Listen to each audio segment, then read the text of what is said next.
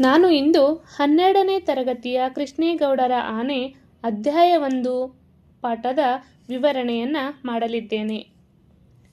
ನನ್ನ ಹಳೆಯ Ford ಜೀಪಿನ gear box ಆಗಿಂದಾಗೆ ತೊಂದರೆ ಕೊಡುತ್ತಲೇ ಇರುತ್ತದೆ. ಅದನ್ನು ನಾನು ಸದಾ ರಿಪೇರಿ ಮಾಡುತ್ತಿರುವುದು ನೋಡಿ ಕೆಲವರು ಹಳೆಯ ಮಿಲಿಟರಿ ಜೀಪುಗಳ ಹಣೆಬರಹವೇ ಇಷ್ಟು, ಅದರ ಗೇರ್ ಬಾಕ್ಸ್ ತೆಗೆದುಹಾಕಿ ಹೊಸ ಮಾಡೆಲ್ನ ವಿಲ್ಲಿಸ್ ಜೀಪ್ ಗೇರ್ ಬಾಕ್ಸ್ ಜೋಡಿಸಿಬಿಡು ಎಂದು ಸಲಹೆ ಮಾಡಿದರು. ಆದರೆ ನನಗೆ ಈ ಪುರಾತನ ಕಾಲದ ಜೀಪಿನ ಹಳೆಯ ಭಾಗಗಳನ್ನು ಬದಲಿಸಿ ಅದರ ಒರಿಜಿನಾಲಿಟಿ ಹಾಳು ಮಾಡುವುದು ಸರಿ ತೋರಲಿಲ್ಲ.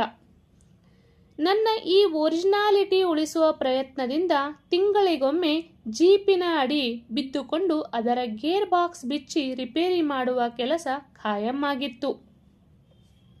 ಆವತ್ತು ಜೀಪಿನ ಅಡಿ ಬಿದ್ದುಕೊಂಡು ಅದರ ಗೇರ್ ಬಾಕ್ಸ್ ರಿಪೇರಿಯಲ್ಲಿ ತೊಡಗಿರಬೇಕಾದರೆ 2 ಖಾಕಿ ಪ್ಯಾಂಟ್ಧಾರಿ ಕಾಲುಗಳು ನನ್ನತ್ತ ಬರುತ್ತಿರುವುದು ನನಗೆ ಜೀಪಿನ ಅಡಿಯಿಂದ ಕಾಣಿಸಿತು. ನನಗೆ ಪೊಲೀಸ್ ಡಿಪಾರ್ಟ್ಮೆಂಟ್ ಥಟ್ಟನೆ ಜ್ಞಾಪಕಕ್ಕೆ ಬಂದು ಗಾಬರಿಯಾದರೂ ಅದು ಬೂಟ್ಸ್ ಇಲ್ಲದ ಕಾಲುಗಳಾದ್ದರಿಂದ ಬೇರೆ ಯಾವ ಡಿಪಾರ್ಟ್ಮೆಂಟಿನವು ಎಂದು ಬೋಲ್ಟುಗಳನ್ನು ಬಿಚ್ಚುತ್ತಾ ಹಾಗೆ ಯೋಚಿಸಿದೆ.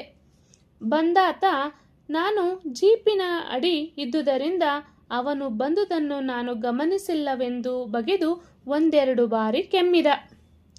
ನಮ್ಮ ಕಡೆ ಕೆಮ್ಮು ಕಾಲಿಂಗ್ ಬೆಲ್ ಇದ್ದ ಹಾಗೆ.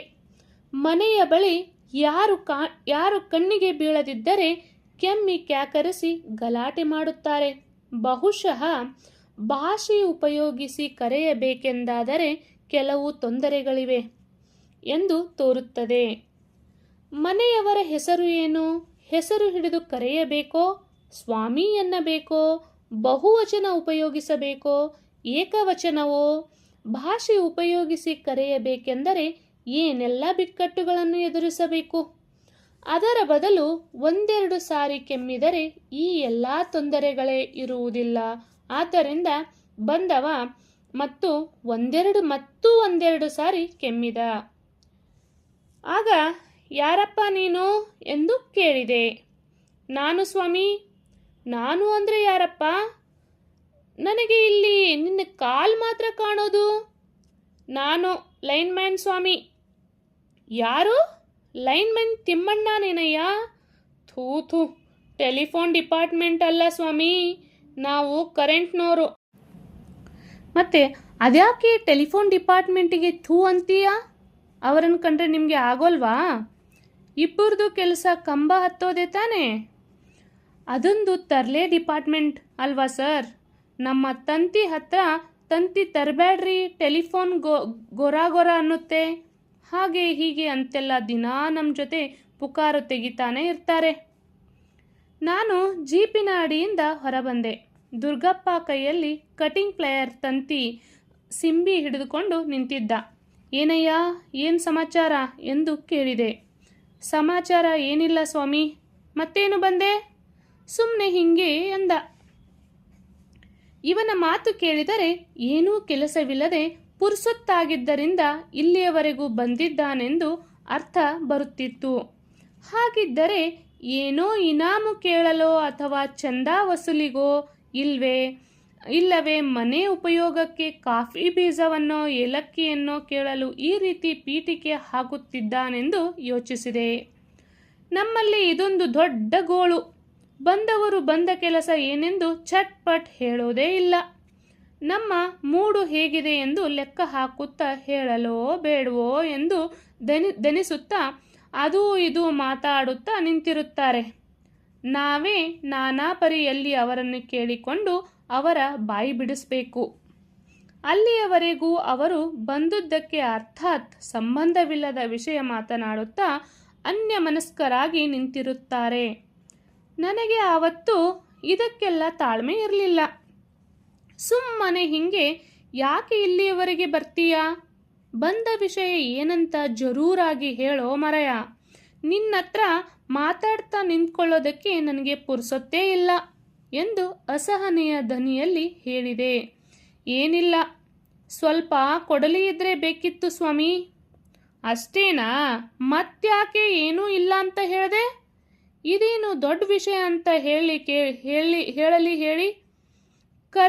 ಕರೆಂಟು ಕೆಲಸಕ್ಕೆ ಕೊಡಲಿ ಯಾಕೋ? ಒಂದು ಮರ ಮುರ್ಕೊಂಡು ತಂತಿ ಮೇಲೆ ಬಿದ್ದೋಗಿದೆ ಸ್ವಾಮಿ.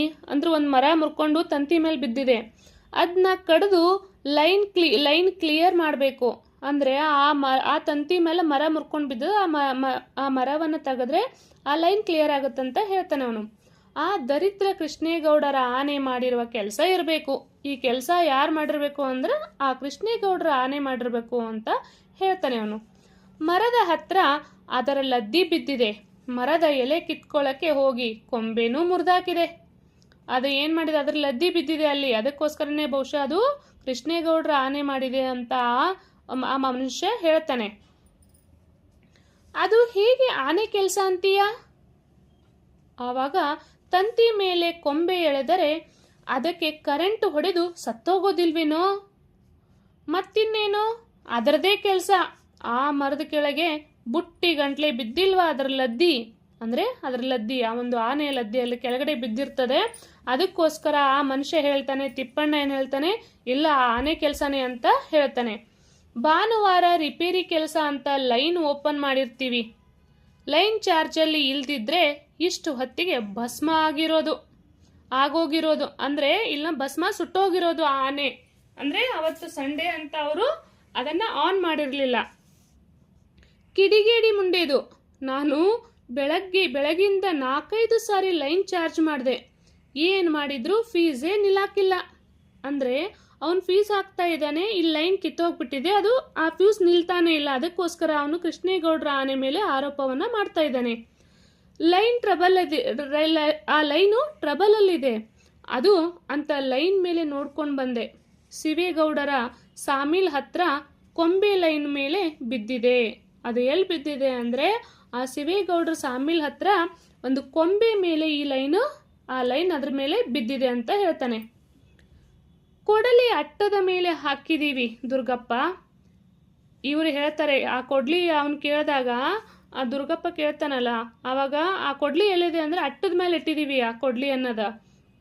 ನೀನೇ ಹತ್ತಿ ತಗೊಂಡು ಹೋಗಬೇಕು, ನೀನೇ ಆ ಅಟ್ಟದ ಮೇಲೆ ಹತ್ಕೊಂಡು ಆ ಒಂದು ಕೊಡ್ಲಿನ ತಗೊಂಡು ಹೋಗ್ಬೇಕು ಎಂದು ಹೇಳಿ ಮತ್ತೆ ಜೀಪಿನ ಅಡಿಗೆ ನುಗ್ಗಿದೆ.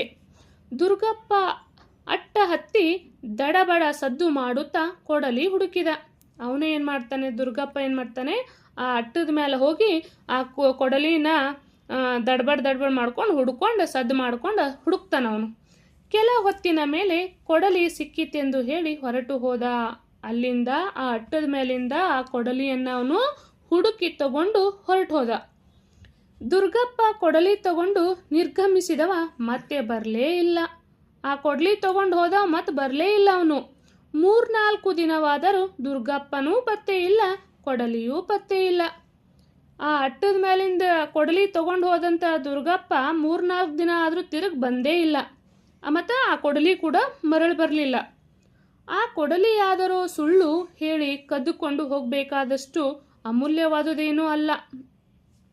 ಕೆರೆ ಕೆಲಸಕ್ಕೆಂದು ಬಂದಿದ್ದ ಮಣ್ಣು ಒಡ್ಡರು ಅಗೆಯುವಾಗ ಅಡ್ಡಾಡುವ ಬೇರುಗಳನ್ನು ಕಡೆಯಲೆಂದು ನನ್ನ ಕೊಡಲಿ ತಗೊಂಡು ಕಲ್ಲು ಮಣ್ಣು ನೋಡದೆ ಎರ್ರಾಬಿರ್ರಿ ಜಪ್ಪಿ ಅದರ ಹಿಂಭಾಗ ಯಾವುದು ಮುಂಭಾಗ ಯಾವುದು ಗೊತ್ತಾದಷ್ಟು ಹಾಳು ಮಾಡಿದ್ರು. ಈಗ ಅದನ್ನು ಸುತ್ತಿಗೆ ಎಂದು ಸಹ ಕರೆಯಬಹುದಿತ್ತು. ಅದರಲ್ಲಿ ದುರ್ಗಪ್ಪ ಹೇಗೋ ಮರ ಕಡಿತಾನೋ ಗೊತ್ತಾಗಲಿಲ್ಲ. ಅಂದರೆ ಇದು ಏನಾಗಿತ್ತು, ಕೊಡಲಿ ಆಲ್ರೆಡಿ ಹಾಳಾಗಿ ಹೋಗಿತ್ತು. ಯಾರೋ ಮಣ್ಣು ತೆಗೆಯೋರು ಬಂದುಬಿಟ್ಟು ಆ ಕೊಡಲಿನ ಅರ್ಧ ಹಾಳು ಮಾಡಿಬಿಟ್ಟು ಅದು ಹೆಂಗೆ ಕಾಣಿಸ್ತಿತ್ತು ಅಂತಂದ್ರೆ ಒಂದು ಸುತ್ತಿಗೆ ಥರ ಕಾಣ್ತಿತ್ತು. ಅದನ್ನು ತಗೊಂಡು ಹೋಗಿ ದುರ್ಗಪ್ಪ ಹೆಂಗೆ ಯೂಸ್ ಮಾಡ್ತಾನೆ ಅನ್ನೋದೇ ಗೊತ್ತಿಲ್ಲ.